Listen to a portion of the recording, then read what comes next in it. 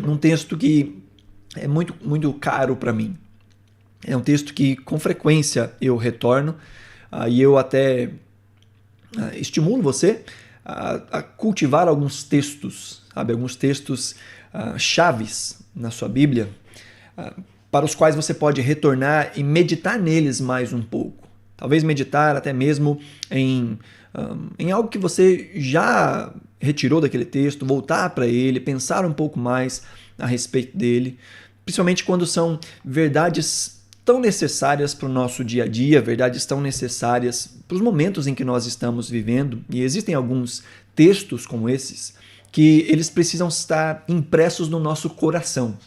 E o único jeito de nós imprimirmos textos no nosso coração é através da repetição, é através de recorrermos a eles em todo o tempo, voltarmos sempre para lá.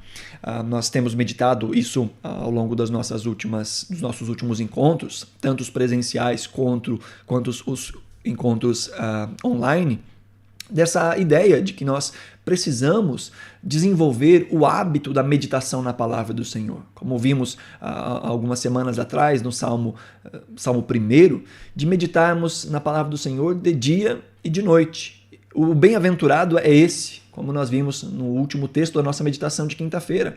O bem-aventurado é esse que tem o seu prazer na palavra do Senhor. E porque ele tem o seu prazer, ele se ocupa desta palavra continuamente. Porque é por meio da palavra de Deus que nós vencemos o nosso próprio coração. É por meio da palavra de Deus que nós vencemos as artimanhas de Satanás, as tentações, as setas lançadas contra nós, os sofismas, os problemas na mente, na baixa autoestima e tantas outras coisas que tentam nos derrubar, tentam nos distrair. Veja, nós vivemos num mundo que é oposto à nossa fé. Oposto no sentido de que é contrário, inclusive. A Bíblia vai nos dizer dos inimigos do cristão, por assim dizer, e vai dizer que o mundo ou o sistema no qual nós vivemos, o sistema no qual as pessoas vivem este mundo, esse sistema é, por natureza, oposto a Deus e vai em todos os momentos tentar nos afastar de Deus, seja através das rotinas, seja através das pressões externas. Esse sistema vai tentar nos afastar da palavra de Deus. Além disso, tem o inimigo das nossas almas. Existe um mundo espiritual que é contrário a nós, é contrário a Deus, é contrário às coisas de Deus e consequentemente, é contrário ao nosso crescimento espiritual. E tem também a nossa própria carne, o nosso próprio desejo, as nossas próprias vontades, que são decaídas. Então, dizer assim, eu quero adorar a Deus, ou eu quero meditar na palavra de Deus, ou hoje eu acordei com tanta vontade de passar 1 hora lendo as Escrituras, é algo assim muito raro na vida de qualquer pessoa, de qualquer cristão, principalmente quanto mais o tempo passa. Quando nós vamos deixando ao longo do tempo, daquele primeiro impacto da fé, sabe? Quando nós vemos todas as novidades, talvez fomos criados de uma certa forma e de repente temos um encontro com as Escrituras, um encontro com Cristo e o nosso coração se aquece, então passamos a devorar as Escrituras, a meditar mais, a ouvir mais, a querer estar em ambientes onde essa palavra é pregada. Mas com o passar do tempo, é natural que haja um acomodar das coisas. Não necessariamente um esfriamento espiritual, mas a Bíblia, a vida cristã, vai se tornando mais conhecida para nós. Ela deixa de ser uma grande novidade e vai se tornando o terreno no qual nós vivemos a nossa vida. Então é natural que no meio disso o nosso corpo, o nosso emocional, as nossas vontades vão querendo retornar para um distanciamento de Deus. Portanto, este exercício de meditação e de constância não é um exercício simples, não é um exercício fácil. É um exercício que requer de nós disciplina e requer de nós insistência. Por isso é tão bom nós termos textos dos quais nós podemos recorrer, dos quais nós podemos voltar vez ou outra para meditarmos um pouco mais e termos estes endereços bem guardados no nosso coração, principalmente nos momentos em que nós mais precisamos deles. sabe? Ir colecionando na nossa vida um repertório espiritual ou um repertório das escrituras aos quais nós podemos correr nos dias de adversidade ou para situações específicas. É necessário você ter aí 2 ou 3 textos de ânimo nos dias que você está desanimado. É necessário que você tenha também alguns textos para trazer a você um posicionamento diante do pecado quando o pecado parece muito atrativo, ou quando a fé é fraca, ou quando você está alegre e não sabe nem como agradecer a Deus. É bom termos textos chaves na nossa vida dos quais nós podemos recorrer nestes momentos específicos. E o texto que eu quero compartilhar com os irmãos nessa noite é o texto de Filipenses capítulo 4. É um dos meus textos de recorrência, é um dos textos que eu vou para ele ali com muita frequência e eu sugiro a você que inclusive marque esse texto na sua Bíblia. Se você tiver a Bíblia aí em mãos, é bom que você possa fazer essas anotações. Se não tiver, eu vou estar passando aqui o texto na tela também, mas é bom que você tenha aí a Bíblia diante de você, tá bom? Filipenses capítulo 4, uma das cartas do apóstolo Paulo, uma das conhecidas cartas da prisão, uma carta que o apóstolo Paulo escreveu enquanto ele estava preso em Roma, aguardando julgamento. E a carta que é considerada a carta mais alegre das Escrituras. Olha que coisa interessante, né? A carta que deveria ser uma carta de tristeza, porque ele estava ali encarcerado pela sua fé, haviam levantado calúnias contra ele, tentando de alguma forma dissuadi-lo da fé, criaram uma algazarra em nome de Paulo e utilizaram então essa bagunça para tentar de alguma forma ali fazer com que Paulo fosse condenado. Paulo foi levado em várias instâncias de julgamento. O livro de Atos, inclusive, vai dizer que ele seria liberado dessas acusações, que depois desses julgamentos que ele passou, ele seria liberado dessas acusações. Mas Paulo recorreu ao imperador. Ele disse que queria ser julgado por César. E como um cidadão romano que o apóstolo Paulo era, ele tinha essa prerrogativa, ele tinha esse direito. Então ele vai a Roma e ele fica preso aguardando esse julgamento. Julgamento do qual nós vemos na história da cristandade que ele foi liberado. Num outro momento, Paulo é preso novamente e então ele é martirizado. Mas este julgamento ou este encarceramento, do qual está registrado ali em Atos, no finalzinho do livro de Atos, Paulo estava em uma casa alugada, e ele tinha ali a guarda com ele, que ficava com ele 24 horas por dia.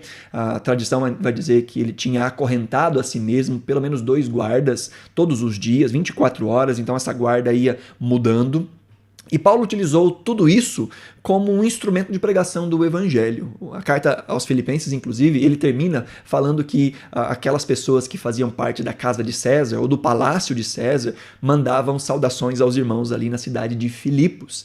Então Paulo, de alguma forma, conseguiu evangelizar até mesmo as pessoas da casa de César, e por que não dizer a guarda pretoriana, que era a guarda que estava a serviço do próprio imperador e a guarda que estava cuidando do apóstolo Paulo. Então, mesmo na cadeia, Paulo foi produtivo.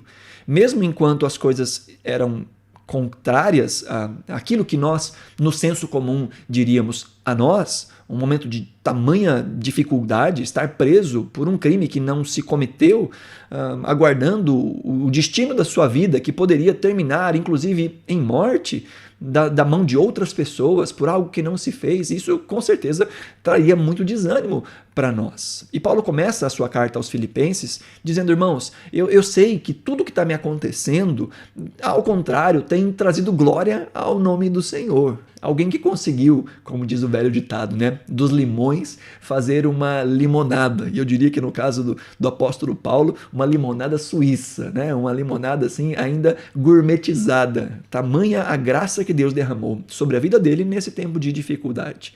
Mas enquanto ele estava preso também, ele aproveitou o tempo para escrever cartas para as igrejas, para pastorear as igrejas, para dar instruções a igrejas. Então, enquanto ele estava impossibilitado, por um lado, de levar o evangelho como ele estava fazendo, ou como ele era de costume, de ir às cidades e pregar, e ver como é que estava a igreja, e trazer instruções, e plantar novas igrejas, enquanto ele não podia fazer isso, ele ocupava o seu tempo daquilo que dava para fazer, servindo a Deus dentro das suas possibilidades. E aqui já tem uma série de aplicações para nós. de como nós podemos utilizar os momentos difíceis que nós passamos para, de alguma forma, trazer glória ao nome do Senhor. Nós podemos simplesmente nos sentarmos e chorarmos as nossas dores, as nossas dificuldades e simplesmente cairmos num fatalismo de ficarmos olhando e dizendo por quê Deus permite isso, por que Deus faz aquilo. Mas nós podemos mudar a nossa forma de enxergar e começar a procurar meios pelos quais podemos glorificar a Deus no meio das circunstâncias adversas. E como nós podemos ser produtivos em meio às circunstâncias adversas. E Paulo então vai escrever aí uma série de cartas para estas igrejas, as quais ele vai pastorear, as quais ele vai trazer instruções, as quais ele vai trazer consertos também. E o finalzinho da carta aos Filipenses traz aí alguns conselhos finais do apóstolo Paulo, e ele vai falar a respeito de um posicionamento. Deixa eu colocar aqui o texto na tela para ficar mais fácil da gente conseguir enxergar. Filipenses capítulo 4, tá bom? É esse o texto que nós estamos meditando. Filipenses 4, no versículo 4, ele vai dizer: alegrem-se sempre no Senhor. Novamente direi, alegrem-se. Paulo, então, que está demonstrando a sua satisfação, a sua alegria em Deus, a sua felicidade em Deus. Veja que aqui o termo que ele usa é o termo alegria, ou pelo menos é assim que foi traduzido para o português, a ideia de alegria. Mas no nosso último encontro nós falamos sobre o bem-aventurado, né? O feliz. E nós falamos que a felicidade cristã, ela não está diretamente ligada ao se sentir bem. Que felicidade cristã e momentos de alegria não são equivalentes. Que nós podemos estar alegres no Senhor ou felizes no Senhor, apesar de estarmos passando por circunstâncias adversas, circunstâncias até mesmo tristes. Apesar de podermos nos entristecer momentaneamente, o cristão sabe que a sua alegria está depositada em Deus. Não só naquilo que Deus pode fazer no tempo presente, não só nas resoluções que a gente espera que Deus faça naquilo que está nos incomodando, mas principalmente pelo fato de saber que este mundo não é tudo. Como Jesus diz aos seus discípulos, olha, não fiquem desesperados, não deixem o seu coração ficar atemorizado, né? Não se turbe o vosso coração, diria a versão mais antiga, mas a ideia de não deixe que haja uma perturbação, não deixe que haja um maremoto no seu coração. Não deixe que o seu coração fique desesperado. Ao contrário, creia em Deus e creia também em mim. É isso que Jesus diz aos seus discípulos, para que eles não se desesperem. O mesmo Jesus que diz, olha, no mundo vocês vão ter aflição, mas tenham bom ânimo, porque eu venci o mundo. E muita gente faz uma emenda aqui que não tem no texto original, né? Muita gente diz, olha, Jesus disse, eu venci o mundo e vocês também vencerão. Não tem nada disso no texto, porque não é disso que Jesus está falando. O que Jesus está dizendo é, vai ter dificuldades na vida, sim, mas tenham um bom ânimo. Alegrem-se, porque eu venci o mundo. Ou seja, a vida que vocês estão vivendo não é tudo o que existe. As agonias deste mundo, deste tempo presente, não é toda a realidade. E ela um dia será vencida de uma vez por todas. Enquanto caminhamos do lado de cada eternidade, sim, vamos enfrentar coisas que trazem para nós desgaste, tristeza, choro. Mas aí vem então a palavra do Senhor e Paulo traz isso, alegrem-se sempre. Mas alegrem-se no quê? Nas situações? Não. Ele diz, alegrem-se no Senhor. E ele ainda diz, novamente eu vou dizer, alegrem-se. Então ele fala sobre o relacionamento para com os outros no versículo 5. Ele diz, seja a amabilidade de vocês conhecida por todos. Por quê? Porque perto está o Senhor. Porque é natural, quando nós estamos desanimados, acabar descontando isso em alguém, né? Quando estamos desanimados, não só descontamos em Deus, reclamamos com Deus, mas muitas vezes reclamamos com o outro e descontamos no outro a nossa frustração, a nossa raiva, o nosso desespero, a nossa dor, querendo que o outro, de alguma forma, sinta o que estamos sentindo, ou numa tentativa de aliviar a nossa dor, lançando sobre o outro. Mas quando Paulo diz, olha, alegrem-se, e que essa alegria seja produzida ou seja manifestada através de um relacionamento amável para com todos, isso só é possível quando nós entendemos o finalzinho do versículo 5, que ele diz, perto está o Senhor. E aqui esse perto está o Senhor pode ser duas coisas ao mesmo tempo, ou uma das duas. Pode ser que Paulo está dizendo perto está o Senhor no sentido de Jesus está voltando, ele está perto de voltar. Ou pode ser que Paulo esteja dizendo o Senhor está ao nosso redor, ele está perto da gente, o Senhor está conosco. Ou pode ser as duas coisas, né? Mas independente do significado final, essa consciência da proximidade de Deus, seja na nossa redenção final, seja dessa proximidade que também a Bíblia nos fala a respeito de que o Senhor está conosco. Jesus diz, eu estou convosco todos os dias. Essas duas verdades são verdadeiras. Isso deve fazer com que o nosso coração encontre a alegria apesar das circunstâncias. E encontrando esta alegria apesar das circunstâncias, sermos amáveis e generosos para com aqueles que estão ao nosso redor. Então Paulo vai no versículo 6, um dos textos que é muito conhecido desta carta, que deveria ser decorado por todos nós. Ele diz, não andem ansiosos por coisa alguma, mas em tudo pela oração e súplica com ações de graça ou com ação de graças, apresentem os seus pedidos a Deus.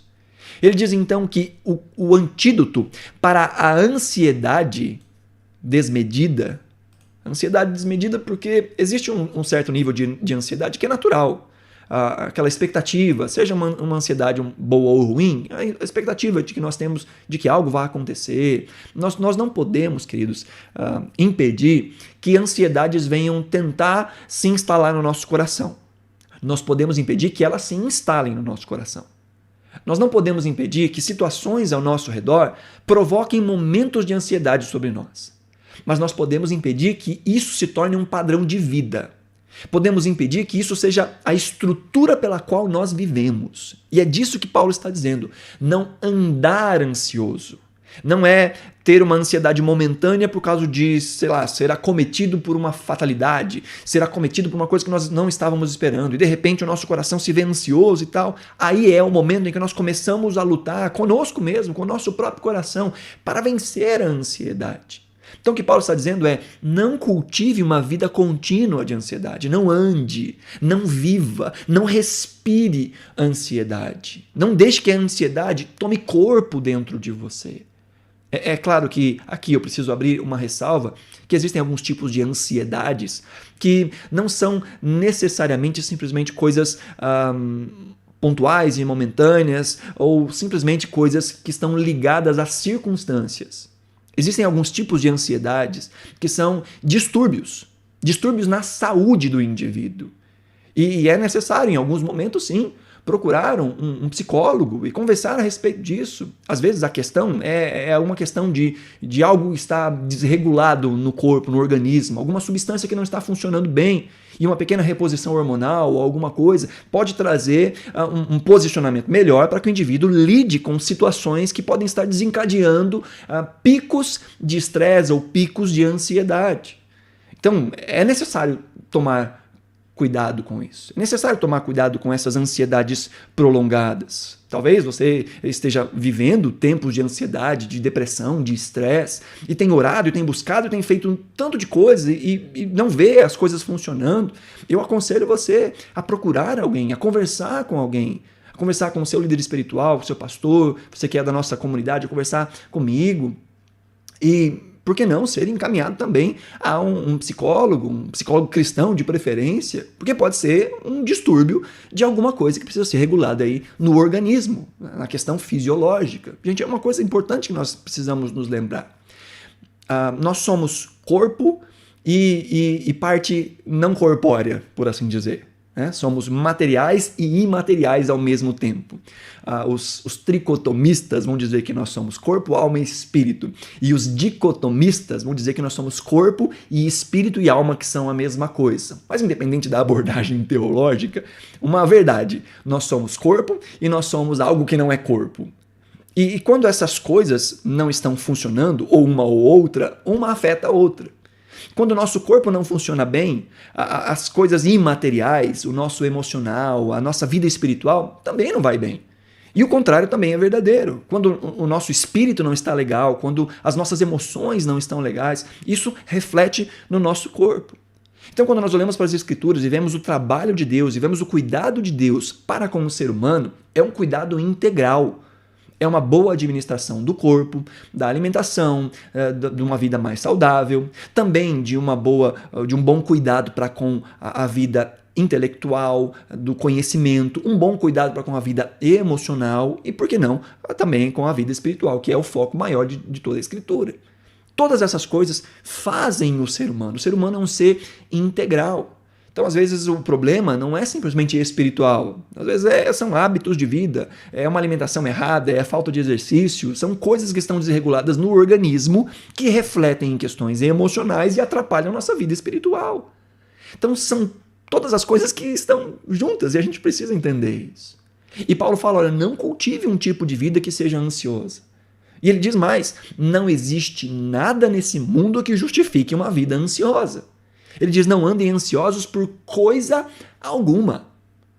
Ele diz, não há nada que você possa dizer, não, eu tenho o direito de estar ansioso. Ele diz, não existe nada nesse mundo. Não ande ansioso por coisa alguma. E aqui ele já aponta uma solução. Aqui ele já aponta uma forma de resolver boa parte das nossas ansiedades. Eu deixei aquele parênteses, né, aquela exceção, mas de uma maneira geral, é assim que a gente resolve com as ansiedades. Dizendo, na sequência do texto no versículo 6, ele diz, mas em tudo, em todo momento, em tudo, pela oração, vamos marcando, súplica e com ação de graças, apresentem os seus pedidos a Deus. E qual é o resultado? A paz de Deus, que excede todo o entendimento, vai guardar o coração e a mente de vocês em Cristo Jesus. Aqui ele já apresenta uma forma de combater as ansiedades, que vai resolver a maioria das nossas ansiedades. Oração. Paulo está dizendo que o contrário de oração é ansiedade. E Paulo está dizendo que o que resolve boa parte das nossas ansiedades, e principalmente o viver ansioso, um hábito de vida de ansiedade, ele diz é a oração. E ele faz aqui apontamento de vários tipos de oração. Ele fala da palavra comum para oração, que engloba todos os tipos de oração. Depois ele fala de súplicas, que são orações mais fervorosas, por assim dizer, orações mais conduídas, orações mais aprofundadas, orações que são gritos da alma, e às vezes até mesmo orações que escorrem pelos nossos olhos. Aquela oração do íntimo, aquele pedido de ajuda, aquele pedido de socorro. Não é só uma oração do dia a dia, é aquela oração profunda e doída na presença de Deus. Há momentos para orar de maneira genérica, mas há momentos para clamar. Há momentos para dizer, Senhor, tem misericórdia, Senhor, me socorre, Senhor, eu não estou aguentando mais. Paulo diz em tudo, independente dos momentos, independente do como. Ore a Deus, converse com Deus. Ele diz então de oração, de súplica, ele diz e com ação de graças. Porque aqui está um grande segredo. Quando cultivamos na nossa mente a lembrança das coisas que Deus tem realizado nas nossas vidas, fica muito mais fácil compreender que Ele continua conosco e continua nos abençoando, nos dirigindo e que independente das circunstâncias, Ele é Deus. Quando nós lembramos dos feitos de Deus no passado, nós podemos dizer, Deus continua sendo poderoso para agir no dia de hoje.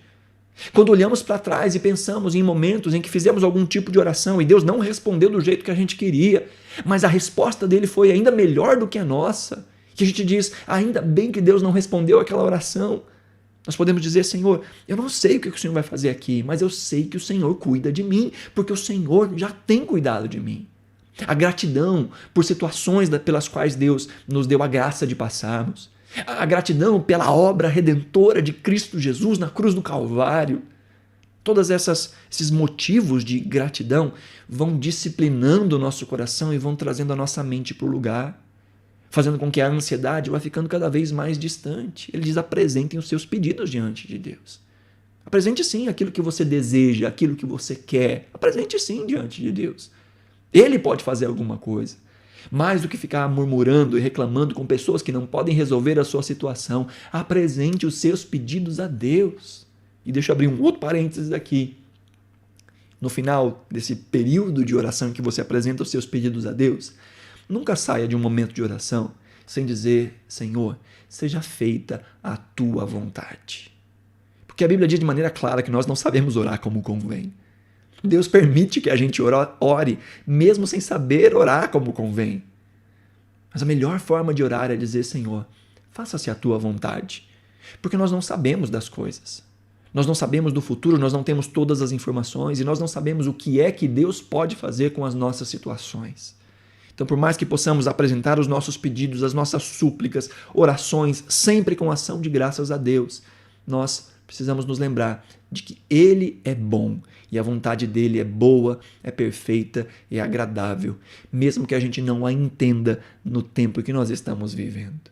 E Paulo diz que quando nós nos ocuparmos de falar com Deus, verso 7 ele diz: a paz de Deus, que excede o entendimento, uma paz que nem faz sentido, ele diz, guardará o coração e a mente de vocês em Cristo Jesus.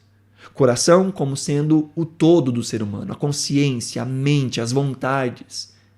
E a mente aqui também apontando para isso. A ideia de coração e mente aqui são sinônimos para essa vida interior. Não só emoções, mas pensamentos, sentimentos, vontades, desejos, ambições. Quando submetemos todas as coisas em oração a Deus, Deus coloca ordem no nosso mundo interior. No caos interior, Deus coloca ordem através de Cristo Jesus. Então, Paulo diz: orem a Deus. Mas ele não diz só orem, ele diz: cuidado com o que vocês deixam entrar na mente de vocês. No verso 8 ele diz: finalmente, irmãos, tudo o que for verdadeiro, tudo o que for nobre, tudo o que for correto, tudo o que for puro, tudo o que for amável, tudo o que for de boa fama, se houver algo de excelente ou digno de louvor, pensem nessas coisas. Paulo diz: olha, fale com Deus, mas cuidem da sua mente. Porque, afinal, o que traz ansiedade sobre nós não são simplesmente as situações, mas a forma como nós encaramos as situações.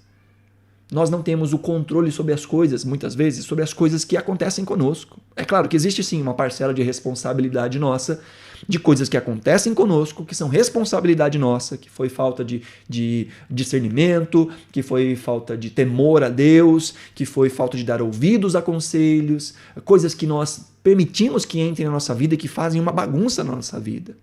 Mas existem coisas que fogem ao nosso controle. E nós não podemos impedir que coisas imprevistas aconteçam conosco.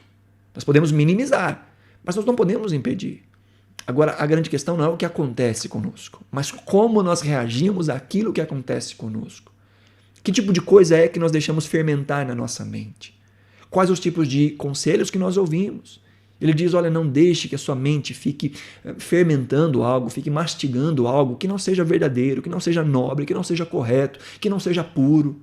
Queridos, que nós nos atentássemos para essa lista aqui de Filipenses capítulo 4, verso 8, boa parte dos nossos problemas seriam resolvidos. Veja, o indivíduo que já está apresentando as suas queixas diante do Senhor, os seus problemas, as suas dores diante do Senhor, e não está deixando com que na sua mente fermente ideias que não sejam verdadeiras, nobres, corretas, puras, amáveis, de boa fama, excelente, digno de louvor, não tem com que viver ansioso. As pontuações de ansiedade vêm, mas ele já rebate dizendo: eu não vou deixar, eu não vou alimentar esse tipo de sentimento no meu coração. Eu não vou ficar fermentando isso na minha mente. E se há algo que me incomoda, eu vou correr para Deus e vou apresentar diante do Senhor, para que essa paz de Deus guarde o meu coração e a minha mente. E veja, a situação é guardar-nos apesar das circunstâncias. Não está dizendo que quando nós apresentamos os nossos pedidos a Deus, eles se resolvem da forma como nós queremos. Está dizendo que quando nós apresentamos os nossos pedidos com gratidão a Deus e cultivamos uma mente que confia nele, apesar das circunstâncias, para além dos nossos entendimentos, algo que excede o entendimento, uma paz que não faz sentido, vai guardar o nosso coração. É aquela paz que as pessoas olham e falam assim: mas como é que você consegue ficar em paz com isso que está acontecendo? Você diz: eu não sei, eu só sei que Deus me faz ficar em paz, porque transpassa o nosso entendimento e de quem está ao nosso redor. Mas também nós somos chamados a guardar a nossa mente, aquilo que nós permitimos que entre na nossa mente, aquilo que nós permitimos que alimente o nosso coração, é isso que vai nos dirigir. E como é que nós alimentamos a nossa mente? Quais são as janelas da nossa mente? São os nossos olhos, são os nossos ouvidos, as coisas que colocamos diante dos nossos olhos, as conversas que nós nos ocupamos, os livros que nós lemos, ou os posts no Facebook, no Instagram que nós lemos. Essas coisas vão alimentando a nossa alma, ou daquilo que é produtivo, nobre, justo, correto, ou vai alimentando o nosso coração de lixo. E não adianta você se alimentar de lixo e esperar ser saudável. Não adianta você comer só fast food, só comida que não é saudável e esperar ter um corpinho fitness. Não dá. Da mesma forma, não adianta nós nos ocuparmos com tudo aquilo que esse mundo se ocupa. E com todo tipo de conversa que desonra o nome do Senhor, ou que nos põe para baixo, ou que nos torna orgulhosos, gananciosos, que nos colocam os olhos em coisas que não partem de Deus. Não adianta ficar ouvindo todas essas coisas e achar que o nosso coração vai ficar guardado em Deus. Nós precisamos alimentar uma vida mental e emocional que seja fincada nas Escrituras, fincada na palavra de Deus. Porque afinal, todos esses adjetivos aqui, verdadeiro, nobre, correto, puro, amável, de boa fama, excelente, digno de louvor, são adjetivos que são apontados para as Escrituras. A Escritura é a verdade correta. A Escritura é pura. A Escritura promove aquilo que é amável. A Escritura tem uma boa fama. Ela é excelente, ela é digna de louvor. Quando você lê o Salmo 119, você vai ver o salmista ali no maior de todos os salmos da Bíblia, no coração das Escrituras, exaltando a Deus pela sua palavra. Então, tudo aquilo que nós pensamos precisa passar pelo filtro da palavra de Deus. Aquilo que ocupa a nossa mente, sabe? Aquilo que a gente gasta tempo pensando. E aqui fica um exercício. Talvez você esteja vivendo dias difíceis e complicados, ansiosos, depressivos, coisas que estão roubando a sua paz, a sua alegria. Pense, isso que está ocupando a sua mente é justo? É nobre? É de boa fama? É digno de louvor? É digno de estar habitando a sua mente? Se não, corra para Deus e apresente diante dele. Diga, Senhor, eu não quero cultivar esse tipo de pensamento, eu não quero cultivar esse tipo de sentimento. Então Paulo já apresentou para nós aí 2 formas de resolvermos as ansiedades. Com oração e com o vigiar daquilo que nós colocamos diante da nossa mente. E por último ele diz aí no versículo 9, ponham em prática tudo o que vocês aprenderam, receberam, ouviram e viram em mim, e o Deus da paz estará com vocês. Olha que coisa linda. Primeiro ele fala da paz de Deus, de algo que Deus traz. A paz de Deus, que excede o entendimento, vai guardar o nosso coração. Mas quando nós aprendemos a cultivar uma mente que se dedica em filtrar aquilo que deixa entrar, e quando nós colocamos em prática uma vida cristã, que é a vida cristã que Paulo está ensinando a estes irmãos e aos demais irmãos que ele escreve as suas cartas. Ele diz aquilo que vocês aprenderam, receberam, ouviram e viram em mim. Ou seja, o evangelho que eu estou ensinando para vocês. O evangelho que não é só pregado, mas que é vivido por mim. E nós vemos o testemunho da história, o testemunho da igreja, o testemunho dos autores bíblicos, apontando para o tipo de vida que o apóstolo Paulo levou. O livro de Atos, escrito por Lucas, mostrando a intrepidez do apóstolo Paulo, a resiliência, a humildade, a coragem de pregar o evangelho. Paulo não era só um pregador. Paulo era alguém que vivia a palavra. E Paulo está dizendo a esses irmãos, coloquem em prática, vivam. E mais, ele está dizendo, tenham bons exemplos.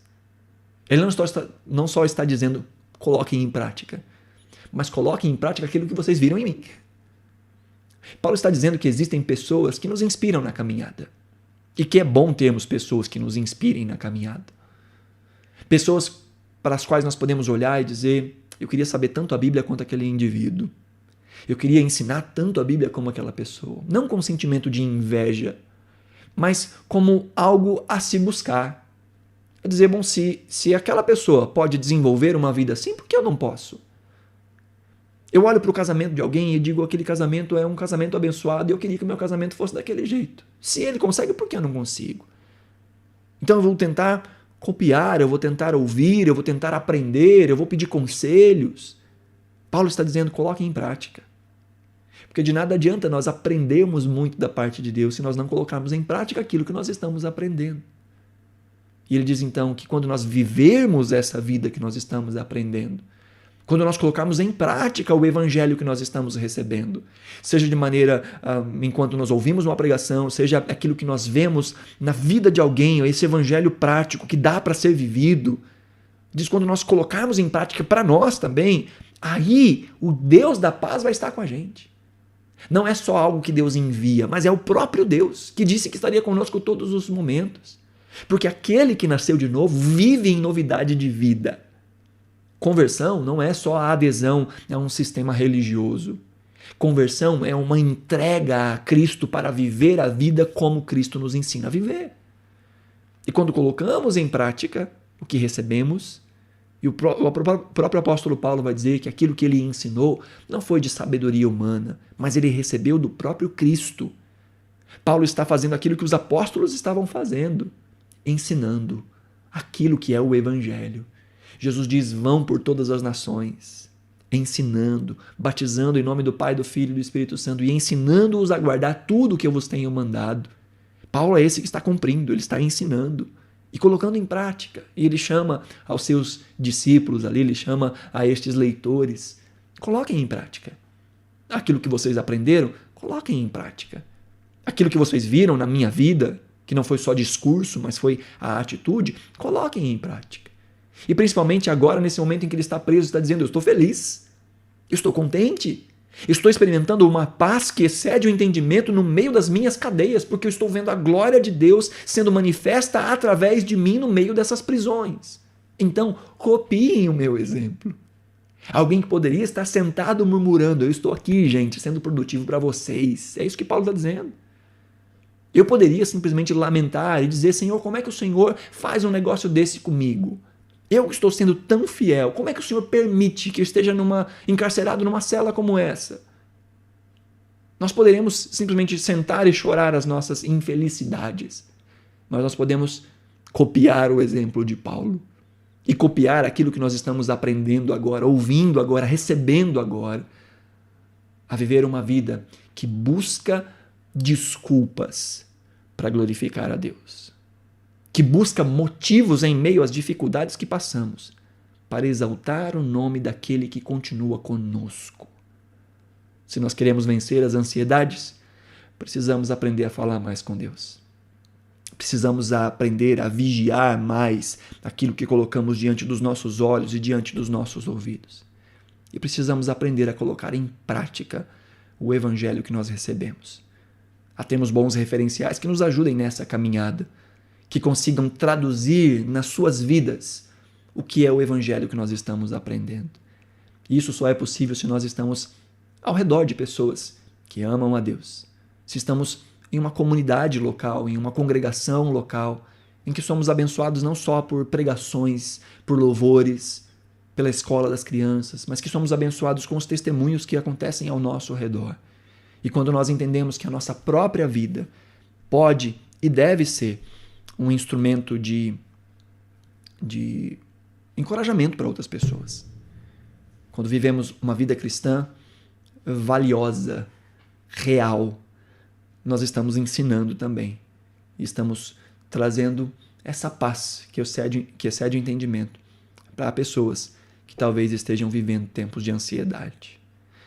Eu disse que esse é um texto que eu gosto muito, e mesmo porque é um texto que nós precisamos retornar a ele várias e várias e várias vezes, que precisamos meditar nele em todo o tempo, principalmente nos dias complicados que nós estamos vivendo, nos dias de instabilidades, em que ora pensamos que as coisas ficam boas, ora pensamos que vai ficar ruim, que o nosso coração descanse no Senhor. Porque do lado de cada eternidade ainda vão existir muitas notícias que nós não gostaríamos de ter. Mas enquanto nós não chegamos do lado de lá, enquanto nós não recebemos daquilo que nós mais aguardamos, dessa redenção última, enquanto caminharmos sobre essa terra, que o Senhor segure as nossas mãos, que o Senhor dirija os nossos pés e que o Senhor guarde a nossa cabeça e o nosso coração. Mas para isso precisamos aprender a falar mais com Ele, a guardar mais a nossa mente e a colocar em prática tudo o que o Senhor nos tem ensinado. Amém?